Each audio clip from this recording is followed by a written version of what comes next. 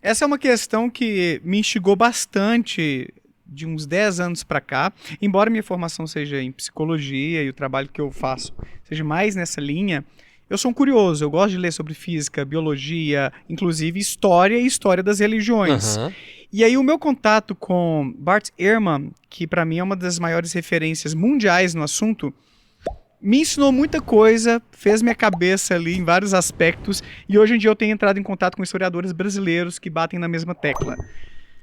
Existe tanto história quanto fantasia na Bíblia. É um mix. Você não pode pegar a Bíblia, como muitos ateus mais radicais fazem, que eu não acho uma postura razoável, e jogar fora falando, ó, isso aqui é ficção tanto quanto o Batman ou Superman. Né, essa galera toda aqui atrás, ó. Aham. É tudo historinha e não dá pra acreditar em nada disso, é pura fantasia. Essa é uma atitude radical que os historiadores condenam. Agora, o outro extremo também é muito nocivo do ponto de vista intelectual. Não é uma boa pedida. Ou seja, isso aqui tudo é literal. Isso tudo aconteceu. Adão e Eva, dilúvio, isso aqui tudo, Arca né? de Noé. Arca de Noé, abertura do Mar Vermelho, ressurreição, e por aí vai. Apocalipse. Apocalipse. O historiador, o que ele faz, Luiz? Ele faz um tipo de estudo de investigação para entender as origens daquele texto, a função daqueles textos, porque a Bíblia é um compêndio de livros, cartas, tipo as cartas de Paulo. Não, você não pode tomá-lo como, claro, né? Eu acho que ninguém faz isso na real, como um autor só tendo escrito tudo, ainda que as pessoas direcionem a Deus a esse movimento da pena ali, né, de inspiração. Uhum. Não, houve 1000 mãos aqui escrevendo esses textos, mas isso tudo foi guiado por Deus, que é essa doutrina da inspiração divina. Beleza. E a gente pode discutir isso depois também, problemas dela. Mas, querendo ou não, os textos, eles foram escritos para certos propósitos, direcionados para certas comunidades, e tinha uma função ali social muito importante, incluindo a função, você falou de repórter, né, de comunicar alguns acontecimentos. Eu não manjo, vamos pensar assim, Antigo Testamento, né, eu não estudei praticamente nada, mas eu recebi no meu canal o Oswaldo Luiz Ribeiro, que é um grande especialista. Ele é teólogo e hoje é agnóstico. Ele fala, se Deus existe, eu não sei. Teólogo agnóstico é muito bom, é sensacional. Exato, ele é doutor em teologia, o cara é foda. Ele fala, olha, se Deus existe, eu não sei, mas eu sei por que a Bíblia foi escrita, para que ela foi escrita, em grande medida, quem escreveu, com que propósito e por aí vai. E um dos propósitos, quando você vai no Antigo Testamento, segundo ele, né, que é especialista nessa área, era relatar alguns acontecimentos socialmente relevantes da época. Tipo uma transição de governo, uma guerra que rolou ali, pessoas foram dizimadas. Só que aí eles criam personagens para simbolizar nações muitas vezes. Então você vai lá ler a história, sei lá, eu não manjo, né, de Antigo Testamento. Aí você pega lá Elias, você vai pegar o Daniel na Cova dos Leões, você vai pegar o próprio Moisés. Historicamente, é pouco plausível que essas pessoas existiram. Eles representam, eles simbolizam nações que passaram por perrengues, e as pessoas que faziam registros colocavam isso a partir de mitos. Igual os mitos gregos, nórdicos, que também representam certos acontecimentos. Você não pode falar, então, eu tô até arrepiando falando desses assuntos, que eu sou apaixonado, né, sobre essas coisas.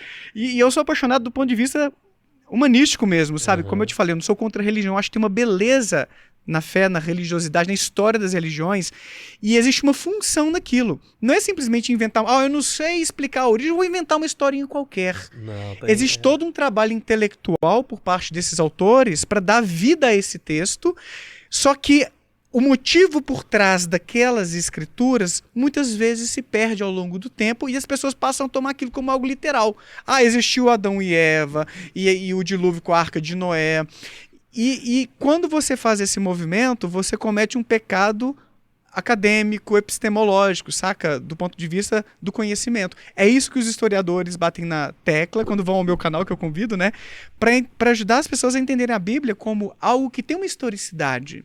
Mas a gente tem que separar o joio do trigo. Porque existem mitos ali que simbolizam possíveis acontecimentos, existem também fantasias e ficções. Daqui a pouco a gente chega em Jesus, inclusive. E tem as entrelinhas do que está escrito que elas podem ser interpretadas de acordo com o momento social que a gente está vivendo, né? Exatamente. Então, assim, pode ter uma entrelinha ali que na década de 40 não servia de nada, mas que para hoje, na nossa realidade... Quer um exemplo? Quero. Teve uma crise da carne, eu não lembro o nome exatamente, tá? Era crise do boi, da carne, alguma coisa assim. Sei lá, deve ter uns 10 anos. Eu morava aqui em BH, no Santo Antônio ali, inclusive, aqui perto, né, inclusive. E durante essa crise eu tirei um tempo para ler a Bíblia, porque até meus 15 anos, eu católico, eu não era muito de parar para estudar, né? Eu fiz catecismo, crisma, eu ia fazer bagunça com meus amigos. Daí eu falei, eu quero ler os evangelhos, eu quero ler Apocalipse, eu quero ler o Pentateuco lá no Antigo Testamento para conhecer um pouco, para dialogar, porque eu tô me interessando muito por esse assunto, né? De uns 10 anos para cá que eu fui mergulhando. E aí chegou uma passagem que era mais ou menos assim, num dos evangelhos, não me lembro qual. A carne é fraca, mas o espírito é forte. Mais ou menos essa frase. E tava passando por essa crise aí da carne e tudo, o Brasil tentando exportar e tal. Caraca, olha só, eu posso, se eu tenho uma fé grande, se eu tenho essa inclinação para encontrar coisas que vão confirmar o que eu quero acreditar, se tivesse uma relevância naquela crise da carne daquela época, eu poderia falar, tava aqui na Bíblia, ó, isso que era uma profecia que ninguém percebeu. Sacou? Então você pode fazer esses movimentos para confirmar aquilo que você quer acreditar. É o que os cristãos fazem, inclusive, pegando Isaías e outros autores lá do Antigo Testamento para tentar confirmar que Jesus era previsto. Que houve uma profecia de que esse Messias viria e que ele foi Jesus, que aconteceu e confirmou tudo que estava escrito lá atrás. Ontem o Chevitarese no meu canal falou justamente sobre isso. Como a gente pode abrir a Bíblia e encontrar qualquer coisa para confirmar o que a gente quer acreditar. Então, várias interpretações. A Bíblia é um livro tão rico de acontecimentos, de descrições, de narrativas, que ele abre margem para os nossos vieses de confirmação que eu te falei ali atrás. Para eu encontrar aquilo que vai bater com o que eu... Por isso que há tanta divergência entre as igrejas, inclusive. Porque você pode tirar ali da Bíblia motivo para você defender a escravidão.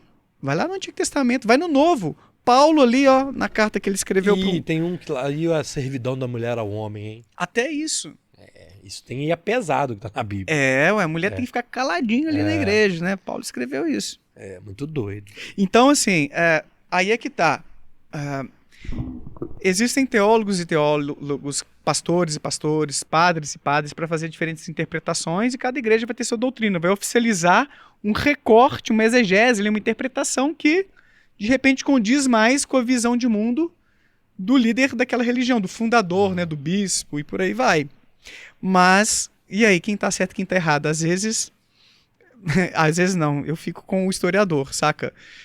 O que é o ponto aí, Luiz? Ontem o Chevitarese falou muito sobre isso. As pessoas entendem muito de teologia, principalmente da teologia da sua igreja, que pega e faz aquela interpretação ali daquele trecho para justificar por que é errada a homossexualidade, por exemplo. Mas as pessoas entendem pouco de história. As pessoas estudam pouco a história para entender até mesmo como foi construída a ideia de que Jesus era Deus. A gente tem conhecimento na história hoje para remontar, reconstruir, entender o percurso do desenvolvimento dessas doutrinas. Porque a Bíblia está ali enquanto um documento que tem alguma historicidade, dependendo do evangelho, tem mais ou menos. Posso falar sobre isso depois também, tá? Mas existe uma teologia em cima daquilo, né? Uma interpretação que tem o viés daquele que está interpretando, daquele líder religioso que vai dar a sua cara para o negócio. E tem estudos na psicologia, e já chegando na minha área de novo, que corroboram essa ideia de que a gente cria Deus à nossa imagem e semelhança. Parece meio forte essa frase, né? Mas no sentido de que, quando a gente pensa em Deus, a gente imagina que ele tem os mesmos valores, as mesmas crenças que a gente. E tem estudos em neuropsicologia corroborando essa tese. Pessoas mudando de ideia sobre alguns assuntos, e aí quando perguntada sobre o que Deus acha desses assuntos, Deus também muda de ideia.